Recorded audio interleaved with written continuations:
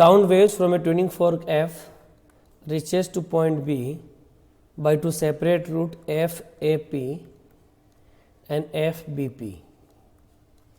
When FBP is greater than FAP, FBP minus FAP equal to 12 centimeter, there is a silent at point P in minima. If the difference is 24, यानी कि delta x की value 12 centimetre है, तब आपको silence सुनाई देता है. और जब डिफरेंस 24 है, delta x is 24 centimetre, then we listen maximum.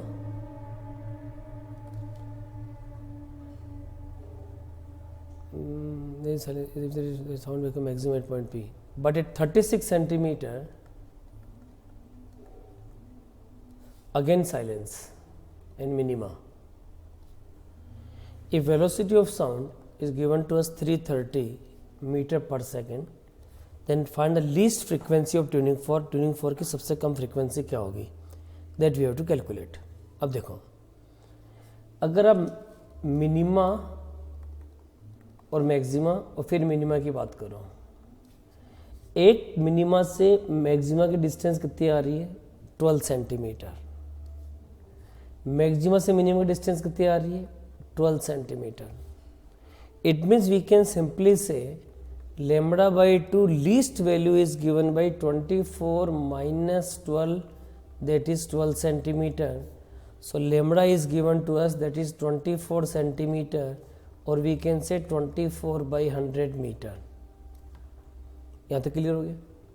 वापस रिपीट कर रहा हूँ. Minimum sound, then maximum sound, then minimum, then maximum. एक मिनिमा से, अगर मिनिमा सपोज मेरा हो रहा है, आप मान के चलो delta x equal to n lambda, ये किसकी कंडीशन है? मैक्सिमम की कंडीशन है.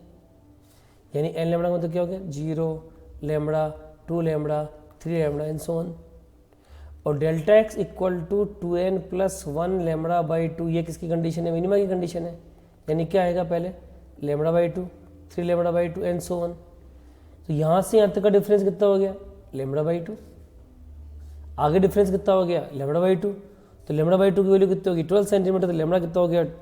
24 बाई 100 मीटर. अब आपका फॉर्मूला है क्या? V equal to f lambda. Frequency निकालनी f, V बाई लेमड़ा.